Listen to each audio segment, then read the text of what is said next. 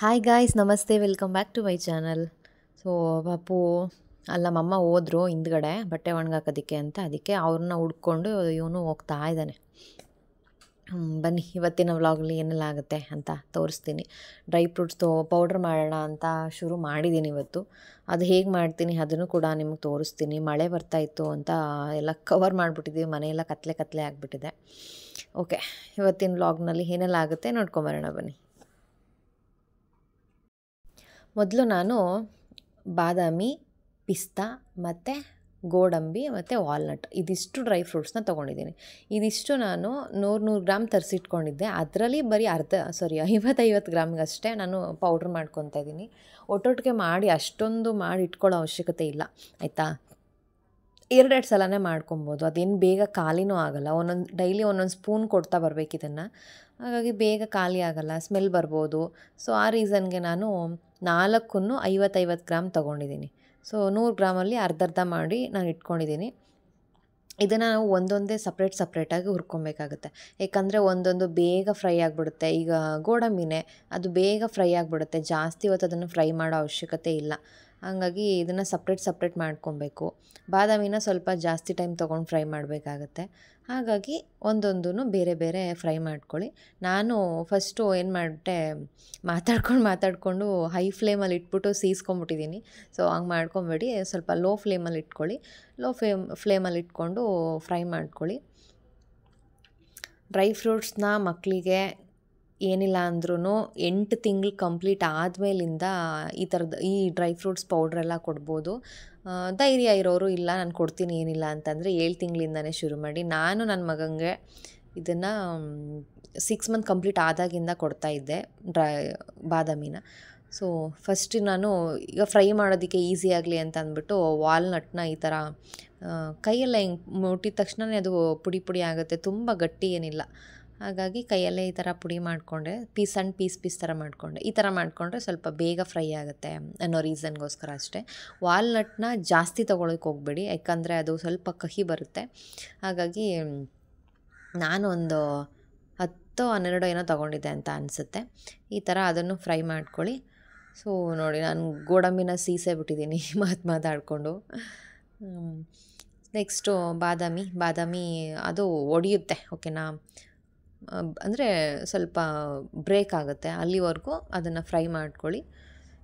So walnut ಮಕ್ಕಳಿಗೆ ತುಂಬಾ ಒಳ್ಳೆಯದು, ಮಕ್ಕಳ ಮೆದುಳು ಬೆಳವಣಿಗೆಗೆ. ಸೊ ಈ ಥರ ನೀವು ಡೈಲಿ ಒಂದೊಂದು ಸ್ಪೂನು ಇದೊಂದು ಡ್ರೈ ಫ್ರೂಟ್ಸ್ ಪೌಡರ್ನ ಕೊಡೋದ್ರಿಂದ ಮಕ್ಕಳಿಗೆ ಬೋನ್ ಸ್ಟ್ರೆಂತ್ ಆಗುತ್ತೆ, ಎಲುಬು ಮೂಳೆಗಳೆಲ್ಲ ಸ್ಟ್ರೆಂತ್ ಆಗುತ್ತೆ, ಜೊತೆಗೆ ಬ್ರೈನ್ ಡೆವಲಪ್ಮೆಂಟ್ ಆಗುತ್ತೆ.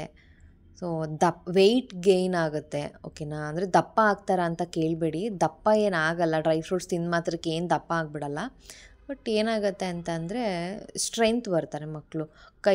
ಕೈನ ಮುಟ್ಟಿದ್ರೆ ಕೆಲವು ಮಕ್ಕಳು ಸಾಫ್ಟಾಗಿ ಸಿಗ್ತಿರುತ್ತೆ ಮಸಲ್ಸು. ಸೊ ಮಸಲ್ಸ್ ಎಲ್ಲ ಸ್ಟ್ರೆಂತ್ ಬರುತ್ತೆ, ಗಟ್ಟಿ ಆಗ್ತಾರೆ, ಶಕ್ತಿ ಬರುತ್ತೆ ಅನ್ನೋ ರೀಸನ್ಗಷ್ಟೇ ಕೊಡೋದು. ದಪ್ಪ ಆಗ್ತಾರೆ ಅನ್ನೋದೆಲ್ಲ ನನ್ನ ಪ್ರಕಾರ ಸುಳ್ಳು.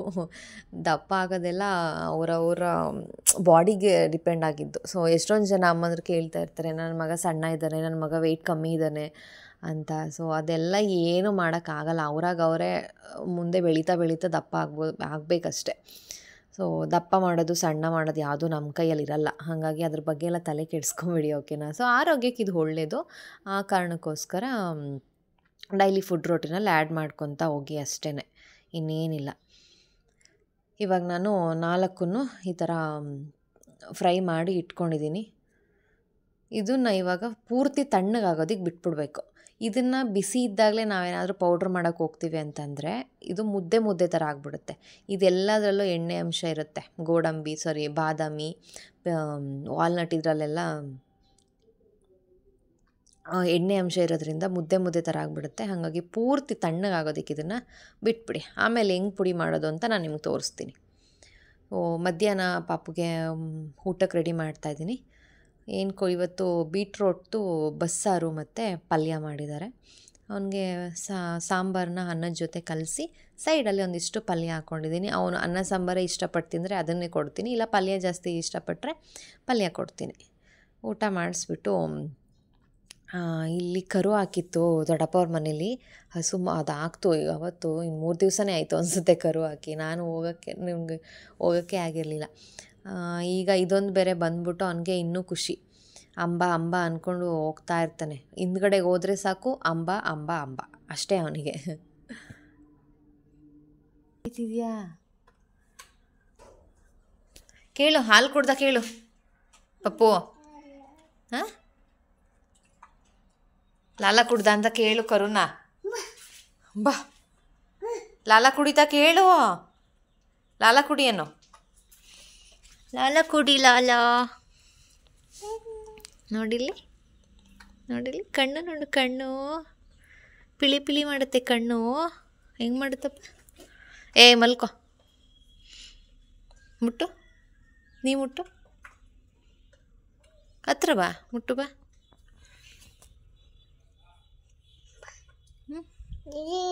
ಅಲ್ಲಿದ್ಯಾ? ಏನು ಮಾಡ್ತಿದೆ? ಏನಪ್ಪ ಮಾಡ್ತಿದೆ ಅದು? ಏನು ಮಾಡ್ತಿದೆ ಇದು? ಮುಟ್ಟು ಮುಟ್ಟು, ಏನು ಮಾಡಲ್ಲ ಮುಟ್ಟು. ಬೊಮ್ಮ ಮುಟ್ಟು, ಬೊಮ್ಮ ಏನು ಮಾಡಲ್ಲ. ಅಮ್ಮ ಹಂಗನ್ನುತ್ತದು.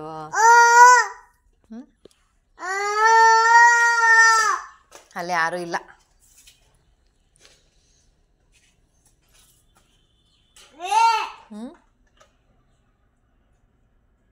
ಅಲ್ಲಿ ಅಂಬ ಮಾತಾಡ್ಸು ಹೋಗು ನೀನು.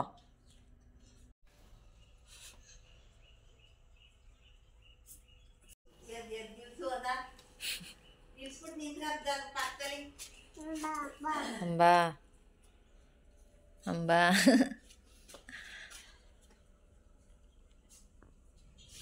ಇದಿವಾಗ ಕಂಪ್ಲೀಟಾಗಿ ತಣ್ಣಗಾಗಿದೆ.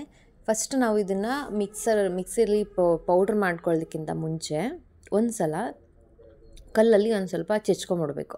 ನಾವು ಡೈರೆಕ್ಟ್ ಹೀಗೆ ಹಾಕಿ ಪುಡಿ ಮಾಡೋಕ್ಕೆ ಹೋದ್ರೂ ಅದು ಮುದ್ದೆ ಥರನೇ ಆಗುತ್ತೆ. ಹಾಗಾಗಿ ಫಸ್ಟು ಈ ಥರ ತುಂಬ ಪುಡಿ ಮಾಡೋದೇನು ಬೇಡ, ಒಂದೊಂದು ಏಟು ಕೊಟ್ಟರೆ ಸಾಕು. ಓಕೆನಾ? ಈ ಥರ ಕಲ್ಲಲ್ಲಿ ಚೆಚ್ಕೊಂಬಿಟ್ಟು ಬೆಸ್ಟ್ ನೀವು ಯಾವುದಾದ್ರೂ ಒಂದು ನೀಟಾಗಿರೋ ಅಂಥ ಬಟ್ಟೆಗೆ ಹಾಕಿ ಚೆಚ್ಬಿಟ್ರೆ ಬೆಟರ್. ಇದು ಆ ಕಡೆ ಈ ಕಡೆ ಎಲ್ಲ ಹೋಗಲ್ಲ, ನೀಟಾಗಿ ಆಗಿಬಿಡುತ್ತೆ. ಇಲ್ಲಿ ಎಲ್ಲ ಸಾಫ್ಟಾಗೇ ಇದೆ, ಬಟ್ ಬಾದಾಮಿ ಒಂದೇ ಜಾಸ್ತಿ ಗಟ್ಟಿ ಇದೆ. ಪಿಸ್ತಾನೂ ಏನಿಲ್ಲ, ಗೋಡಂಬಿ ಮತ್ತು ವಾಲ್ನಟ್ ಇದೆಲ್ಲ ಒಂದೇ ಏಟಿಗೆ ಚೂರಾಗಿಬಿಡುತ್ತೆ. ಬಾದಾಮಿನೇ ಸ್ವಲ್ಪ ಟೈಮ್ ತೊಗೊಳೋದು. ಸೊ ಈ ಥರ ಎಲ್ಲನೂ ಫಸ್ಟು ಕಲ್ಲಲ್ಲಿ ಪುಡಿ ಮಾಡ್ಕೊಂಬಿಡಿ. ಪುಡಿ ಮಾಡ್ಕೊಂಡು ಆದಮೇಲೆ ಅದನ್ನು ಮಿಕ್ಸಿಗೆ ಹಾಕಿ ಪೌಡ್ರ್ ಮಾಡ್ಕೊಳ್ಳಿ. ಅದನ್ನು ನಾನು ಹೀಗೆ ಅಂತ ತೋರಿಸ್ತೀನಿ. ಓಕೆನಾ? ನಾನು 6 ತಿಂಗಳು ಕಂಪ್ಲೀಟ್ ಆದಮೇಲೆ ಪಾಪುಗೆ, ನನ್ನ ಡೈಲಿ ವ್ಯೂವರ್ಸ್ಗೆ ಗೊತ್ತಿರುತ್ತೆ, ದಿನ ಒಂದೊಂದು ಬಾದಾಮಿನ ನೆನೆಸ್ಬಿಟ್ಟು ಬೆಳಿಗ್ಗೆ ಎದ್ದಿದ ತಕ್ಷಣ ಅದನ್ನು ಕಲ್ಲಲ್ಲಿ ತೆಗೆದ್ಬಿಟ್ಟು ತಿನ್ನಿಸ್ತೀನಿ. ಇವಾಗಲೂ ನಾನು ಬಾದಾಮಿ ಕೊಡ್ತಾ ಬಂದಿದ್ದೀನಿ. ದಿನಕ್ಕೆ ಒಂದು ಬಾದಾಮಿ ಬೆಳಿಗ್ಗೆ ಎದ್ದಿದ ತಕ್ಷಣ ಕೊಡ್ತೀನಿ. ಸೊ ಆಮೇಲೆ ಸ್ವಲ್ಪ ದೊಡ್ಡವನಾಗ್ತಾ ಸ್ವಲ್ಪ ಜಾಸ್ತಿ ಮಾಡ್ತಾ ಬಂದೆ. ಅದ್ರ ಜೊತೆಗೆ ಒಂದು ಗೋಡಂಬಿ ಸೇರಿಸ್ದೆ, ಒಣದ್ರಾಕ್ಷಿ ಸೇರಿಸ್ದೆ, ಈ ಥರ ಮಾಡ್ಕೊಂಬನ್ನಿ. ಸೊ ಇವಾಗ ಈ ಥರ ಚೆಚ್ಕೊಂಡಿದ್ದೀನಿ ನಾನು ಕಲ್ಲಲ್ಲಿ. ಇದಿಷ್ಟನ್ನು ಇವಾಗ ಪೌಡ್ರ್ ಮಾಡ್ಕೊಬೇಕು. ಡ್ರೈ ಫ್ರೂಟ್ಸ್ ತಿಂದರೆ ಏನು ದಪ್ಪ ಆಗೋಲ್ಲ, ಮತ್ತು ವೆಯ್ಟ್ ಗೇನ್ ಹೆಂಗಾಗುತ್ತೆ ಅಂತ ಕೇಳಬೇಡಿ. ಸೊ ವೆಯ್ಟ್ ಗೇನ್ ಆಗಬೇಕು ಅಂದರೆ ನಾವು ದಪ್ಪಕ್ಕೆ ಕಾಣಿಸ್ಬೇಕು ಅಂತ ಏನಿಲ್ಲ. ಮೂಳೆಗಳು ಗಟ್ಟಿ ಬರುತ್ತಲ್ವ, ಸೊ ಅವಾಗ್ಲೂ ನಮಗೆ ವೆಯ್ಟ್ ಜಾಸ್ತಿ ಬರುತ್ತೆ. ಆಯಿತಾ? ಎಷ್ಟೊಂದು ಜನ ಸಣ್ಣಕ್ಕಿರ್ತಾರೆ, ಬಟ್ ತೂಕ ಜಾಸ್ತಿ ಇರ್ತಾರೆ. ನೋಡಿ, ಇವಾಗ ನಾನು ಮಿಕ್ಸಿಗೆ ಹಾಕ್ಕೊಂಡು ಅದನ್ನು ಪೌಡ್ರ್ ಮಾಡ್ಕೊತೀನಿ. ಡ್ರೈ ಫ್ರೂಟ್ಸ್ ನಿಜವಾಗ್ಲೂ ಮಕ್ಕಳಿಗೆ ಇಮ್ಯುನಿಟಿ ಸಿಸ್ಟಮ್ನ ಇಂಪ್ರೂವ್ ಮಾಡುತ್ತೆ. ಆರೋಗ್ಯಕ್ಕಂತೂ ತುಂಬ ಒಳ್ಳೆಯದು. ಅದು ಇದು ಆ ಕುರ್ಕುರೆ ಅಂತೆ, ಬಿಸ್ಕೆಟ್ ಅಂತೆ, ಮಣ್ಣು ಮಸಿ ಅಂತ ಹೊರ್ಗಡೆ ಬೇಕ್ರಿಲಿ ಕೊಡೋದು, ಅದು ಇದು ತೊಗೊಂಡು ಬಂದು ಕೊಡೋ ಬದಲು ಈ ಥರ ಮನೇಲಿ ಮಾಡಿಟ್ಕೊಂಡಿರೋ ಡ್ರೈ ಫ್ರೂಟ್ಸ್ನ ಡೈಲಿ ಒಂದೊಂದು ಸ್ಪೂನು ಫುಡ್ಡಲ್ಲಿ ಆ್ಯಡ್ ಮಾಡ್ತಾ ಬನ್ನಿ. ಇವಾಗ ರಾಗಿ ಸರಿ ಕೊಡ್ತೀರಾ ಅಂದ್ಕೊಳ್ಳಿ, ರಾಗಿ ಸರಿಗೆ 1 ಸ್ಪೂನ್ ಆ್ಯಡ್ ಮಾಡ್ಕೊಳ್ಳಿ. ಇಲ್ಲ ಯಾವುದಾದ್ರೂ ಒಂದು ಗಂಜಿ ಕೊಟ್ಟರೆ ಅದಕ್ಕೆ ಆ್ಯಡ್ ಮಾಡ್ಕೊಳ್ಳಿ. ಈ ಥರ ನಾನು ನೆಕ್ಸ್ಟ್ ದಿನಗಳಲ್ಲಿ ನಾನು ಅದನ್ನು ತೋರಿಸ್ತೀನಿ, ನಾನು ಯಾವ್ಯಾವ ಫುಡ್ಗೆ ಹಾಕ್ತೀನಿ ಅವನಿಗೆ ಡ್ರೈ ಫ್ರೂಟ್ಸ್ನ ಪೌಡ್ರನ್ನ ಅಂತ. ನೋಡಿ, ಇವಾಗ ಈ ಥರ ಪುಡಿ ಆಗಿದೆ. ಸೊ ಜಾಸ್ತಿ ಇದನ್ನು ಪುಡಿ ಮಾಡೋಕ್ಕೂ ಆಗೋಲ್ಲ. ತುಂಬ ನಯಸ್ಸಾಗಿ ಮಾಡ್ತೀನಿ ಅಂದರೆ ಖಂಡಿತ ಆಗೋಲ್ಲ. ಆವಾಗಲೇ ಹೇಳ್ದಂಗೆ ಮುದ್ದೆ ಥರ ಆಗಿಬಿಡುತ್ತೆ. ಸ್ವಲ್ಪ ತರಿಯಾಗಿಯೇ ಇರುತ್ತೆ. ಹಾಗೆ ಇಟ್ಕೊಳ್ಳಿ, ಏನು ತೊಂದರೆ ಇಲ್ಲ. ಇದನ್ನೇನು ಜರಡಿ ಆಡಬೇಕು ಆ ಥರ ಏನಿಲ್ಲ. ಹಾಗೆ ಇದನ್ನು ಒಂದು ಟೈಟಾಗಿರೋ ಮುಚ್ಚಳ ಕ್ಯಾಪ್ ಇರೋ ಅಂಥ ಒಂದು ಡಬ್ಬಕ್ಕೆ ಹಾಕಿ ಇಟ್ಕೊಂಡ್ರೆ ಹೆಚ್ಚು ಕಡಿಮೆ ದಿನ ಒಂದೊಂದು ಸ್ಪೂನ್ ಅಂದರೆ ಒಂದು ತಿಂಗಳ ತನಕ ನಾವು ಇಷ್ಟನ್ನು ಯೂಸ್ ಮಾಡ್ಬೋದು. ನಾನು ಹೇಳಿರೋ ಕ್ವಾಂಟಿಟಿಲಿ ಮಾಡಿದ್ರೆ ಒಂದು ತಿಂಗಳ ತನಕ ಇದು ಬರುತ್ತೆ ಆಯಿತಾ. ಆಮೇಲೆ ಖಾಲಿ ಆದಮೇಲೆ ಮತ್ತೆ ಒಂದು ಸಲ ಮಾಡ್ಕೊಬೋದು, ಒಟ್ಟಿಗೆ ಮಾಡಿ ಇಟ್ಕೊಂಬಿಡೋ ಬದಲು. ಮಲಗಿದ್ದು ಇದ್ದ, ಅದಕ್ಕೆ ಹಣ್ಣು ಕೊಡೋಣ ಅಂತ ಅಂದ್ಬಿಟ್ಟು ಬಂದೆ. ನಾನು ಹಿಂದೆನೇ ಬಂದು ನಿಂತಿದ್ದಾನೆ ಅಡುಗೆ ಮನೇಲಿ. ಮ್ಯಾ ಅಂದ್ಕೊಂಡು ಆ್ಯಪಲ್ ತುರಿತಾ ಇದ್ದೆ. ಅದನ್ನು ತುರಿಯೋದಕ್ಕೂ ಬಿಟ್ಟಿಲ್ಲ ಅವ್ನು ನನಗೂ ಕೊಡು ಅಂತ ಕೇಳ್ತಾ ಇರ್ತಾನೆ ಅವ್ನು. ನಾನು ಏನು ಮಾಡ್ತೀನಿ ಅದೆಲ್ಲ ಮಾಡಬೇಕು ಅವನು.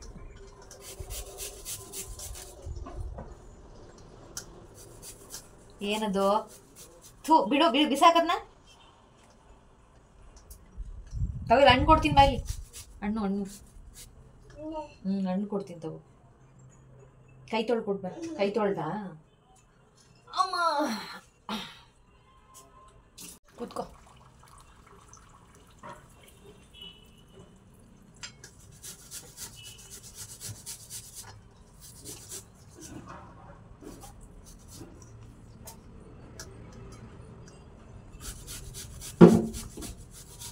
ಚೆನ್ನಾಗಿದೆ ಹಣ್ಣು.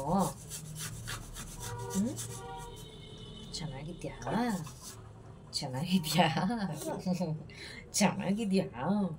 ಹ್ಞೂ ಅಂತ ಹಿಂಗೆ ಹ್ಞೂ ಅನ್ನೋದು ಹೆಂಗೆ ನೀನು? ಹ್ಞೂ ಅನ್ನು ಪಪ್ಪ ನೋಡಿಲಿ. ಹ್ಞೂ ಅನ್ನು ಹಿಂಗನ್ನು.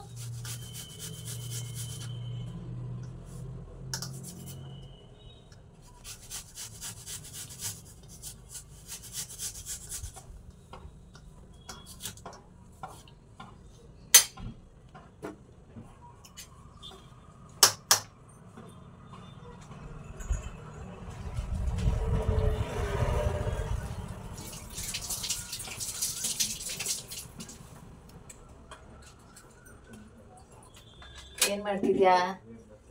ಹಾಂ ಮುಟ್ಬಾರ್ದು.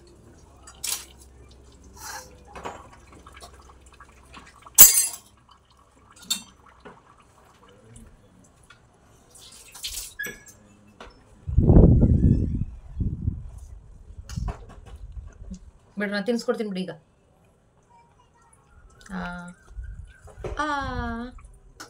ಆಚೆ ಹೋಗೋಣ ನಡಿ ಪಾಪ, ಹೊರಗಡೆ ಹೋಗೋಣ ನೋಡಿ. ಇವತ್ತಿಂದ ಇದೊಂದು ಹೊಸ ಆಟ ಶುರು ಮಾಡಿದ್ದಾನೆ. ನಾನು ಈ ಬಕೆಟ್ ಒಳಗಡೆ ಒಂದು ಆಟ ಸಾಮಾನೆಲ್ಲ ತುಂಬಿ ಇಟ್ಬಿಟ್ಟಿರ್ತೀನಿ. ಎಲ್ಲನೂ ತೆಗೆದು ಹೊರಗಡೆ ಬಿಸಾಕ್ಬಿಟ್ಟು ಏನು ಮಾಡ್ತಾನಪ್ಪ ಅಂತ ನೋಡಿದ್ರೆ ಒಳಗಡೆ ಕಾಲು ಹಾಕ್ಕೊಂಡು ಹೊತ್ಕೊಂಡು ಕೂತಿದ್ದಾನೆ. ನನಗೆ ನಗು ಬಂತು ಇವನು ಹತ್ಕೊಂಡ್ರ ರೀತಿ ನೋಡಿಬಿಟ್ಟು. ನಿಜವಾಗ್ಲೂ ಈ ಕಪಿ ಚೇಷ್ಟೆ, ಈ ಮಕ್ಕಳಾಟ ಎರಡೂ ಒಂದೇ ಅಂತ ಅನ್ನಿಸ್ತು ನನಗೆ. ಈ ಕೋತಿಗಳು ಮಾಡೋ ಚೇಷ್ಟೆಗಳು ನೋಡಿದ್ರೂ ನಗು ಬರುತ್ತೆ, ಹಂಗೆ ಈ ಮಕ್ಳುಗಳು ಆಡೋ ಆಟ ನೋಡಿದ್ರೂ ನಗು ಬರುತ್ತೆ ಕತೆ. ಆಮೇಲೆ ನೈಟು ವಿಡಿಯೋ ಕಾಲ್ ಮಾಡಿದ್ದ ಮಣಿ. ದಿನ ಮಾಡ್ತಾ ಇರ್ತಾನೆ ಮಗನ ನೋಡೋಕ್ಕೆ ಅಂತ. ಏನೋ ಅದು ಯಾವ ದೇವ್ರು ಒಳ್ಳೆ ಬುದ್ಧಿ ಕೊಟ್ಟಿದ್ನೋ ಏನೋ, ಮುತ್ತು ಕೊಡ್ತಾನೇ ಇದ್ದಾನೆ. ಸಾಕು ಅಂತ ಅಂದರೂ ಬಿಡ್ತಾಯಿಲ್ಲ, ಮುತ್ತು ಕೊಡ್ತಾನೇ ಇದ್ದಾನೆ. ನಾನು ಆ್ಯಕ್ಚುಲಿ ಅವನಿಗೆ ಬ್ಯಾಕ್ ಕ್ಯಾಮ್ರಾ ಮಾತ್ರ ತೋರಿಸ್ತೀನಿ ಅಷ್ಟೇ, ಆನ್ ಮಾಡಿಬಿಟ್ಟು. ಸ್ಕ್ರೀನೆಲ್ಲ ತೋರಿಸಲ್ಲ ಪಾಪುಗೆ ನಾನು. ಮಣಿ ಪಾಪುನ ನೋಡ್ಬೋದು, ಬಟ್ ಪಾಪುಗೆ ಮಣಿನ ತೋರಿಸಲ್ಲ. ಮಣಿನ ಅಂತಲ್ಲ, ಯಾರು ವೀಡಿಯೋ ಕಾಲ್ ಮಾಡಿದ್ರು ನಾನು ಅವನಿಗೆ ಸ್ಕ್ರೀನೆಲ್ಲ ತೋರ್ಸೋಕ್ಕೆ ಹೋಗಲ್ಲ. ಅವನು ಹಿಂದ್ಗಡೆಯಿಂದ ನಾನು ಅಭ್ಯಾಸ ಮಾಡಿಬಿಟ್ಟಿದ್ದೆ ನನಗೆ. ಅವ್ನು ಹಿಂದ್ಗಡೆಯಿಂದ ಕ್ಯಾಮ್ರಾ ನೋಡಿಬಿಟ್ಟು ಕ್ಯಾಮ್ರಾನೇ ಕಿತ್ಕೊಂಡು ಮುತ್ತು ಕೊಡ್ತಾನೆ ಅವನು. ಸೊ ಒಟ್ಟಲ್ಲಿ ರೀಚ್ ಆಗಬೇಕು ಅವ್ರಿಗೆ ಮುತ್ತು ಅಷ್ಟೆ. ಈ ಥರ ನನಗೆ ಕೈಗೆಲ್ಲ ಮೊಬೈಲ್ ಕೊಟ್ಟು ಹಂಗದು ಇಷ್ಟ ಇಲ್ಲ. ಸೊ ನೋಡೋಣ ಎಲ್ಲಿವರೆಗೂ ನಾನು ಇದನ್ನು ಮೇಂಟೈನ್ ಮಾಡೋಕ್ಕಾಗುತ್ತೋ ಗೊತ್ತಿಲ್ಲ. ನನ್ನ ಕೈಲಾದಷ್ಟು ನಾನು ಹಿಂಗೆ ಮೇಂಟೈನ್ ಮಾಡ್ಕೊಂಬರ್ತೀನಿ. ಓಕೆ ಗಾಯ್ಸ್, ಇವತ್ತಿನ ವ್ಲಾಗ್ನ ನಾನು ಇಲ್ಲಿಗೆ ಮುಗಿಸ್ತಾ ಇದ್ದೀನಿ. ವಿಡಿಯೋ ಇಷ್ಟ ಆದರೆ ಲೈಕ್, ಶೇರ್ ಆ್ಯಂಡ್ ಕಮೆಂಟ್ ಮಾಡಿ. ಓಕೆನಾ? Thanks for watching.